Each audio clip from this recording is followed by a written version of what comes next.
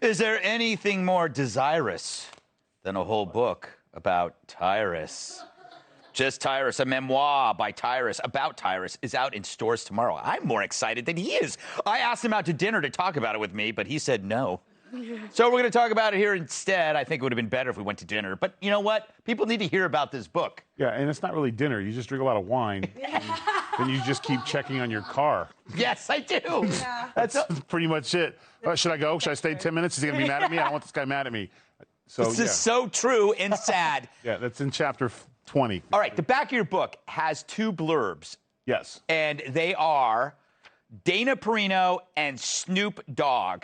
Yeah. I don't think any book will ever come close to having that kind of range.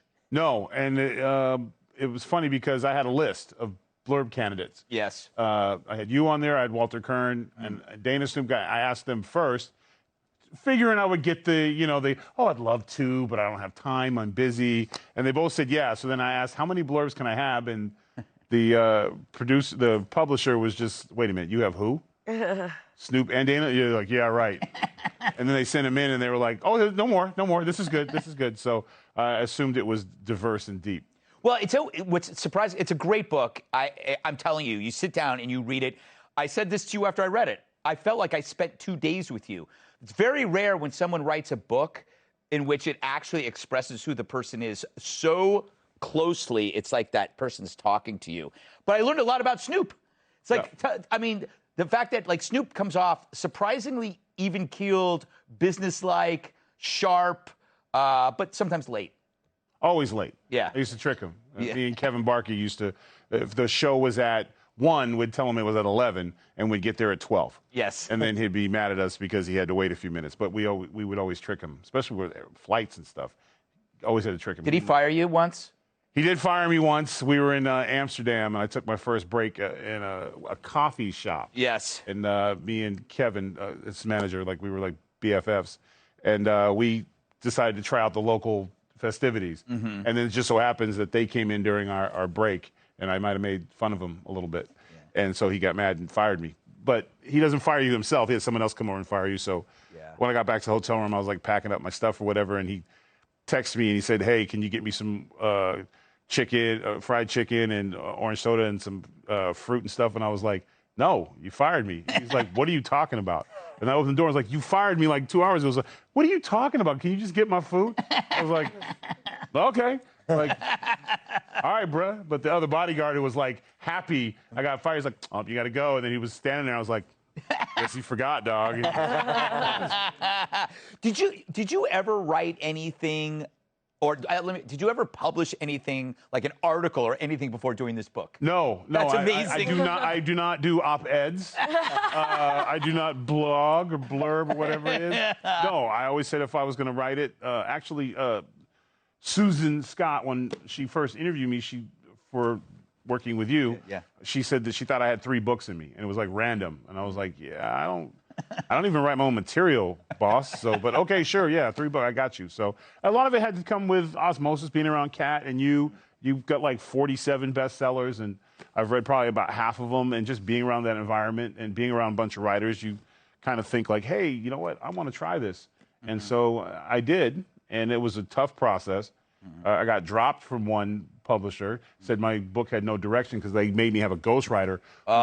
Never did any work, not even a little bit. Like for like 6 months, he's like, I don't really like to give my work away. It's my process. Oh my God. I was like, can I just get a chapter, dog? I'm sending all this stuff to you. He sent me back transcripts from our show. I was like, this is not my work. And he was like, oh, sure it is. I'm like, it's not. And then come to find out, he never did any work. He took my money and run. So I'll find out. But I got lucky. Post Hill and Jacob and Chris Epting, they gave me a shot, and and then now it's going really well. What do you hope to convey in this book? I mean, your childhood is a rough one, and I mean, what do you hope that when people for a kid reading this that might have been your age, like you reading this as a 17-year-old or whatever, what would you hope?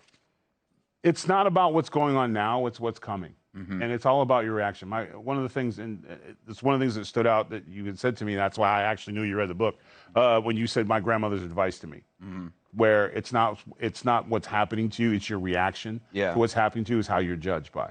And that I've always carried. You're going to get hit in the mouth, and everyone in this table has got a story.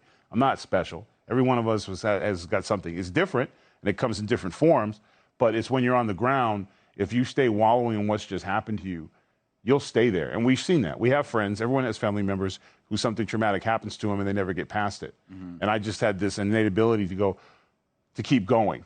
And what's next? I mean, all the jobs I've been fired from. It's a lot of firings in this book. Yeah, almost as many as I've been fired.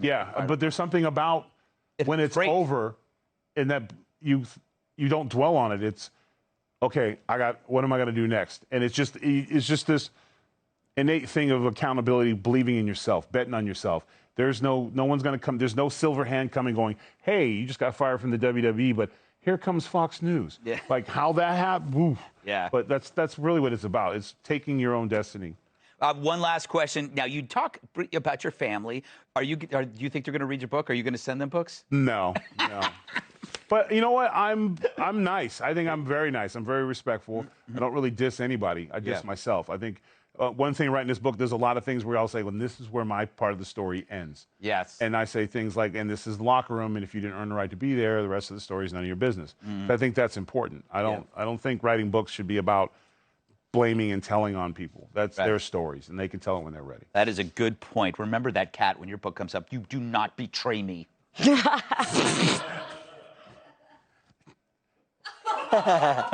Too late. Go to Amazon and get his book. Now, it's almost midnight.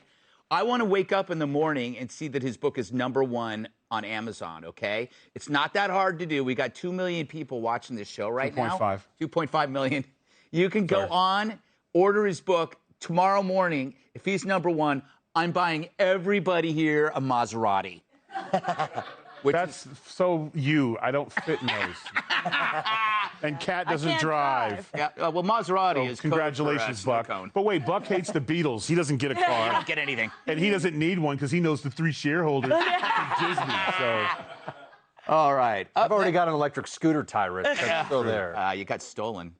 Up next, I remember that story. Yeah. Will Harry and Meghan's marriage survive? Not according to 45.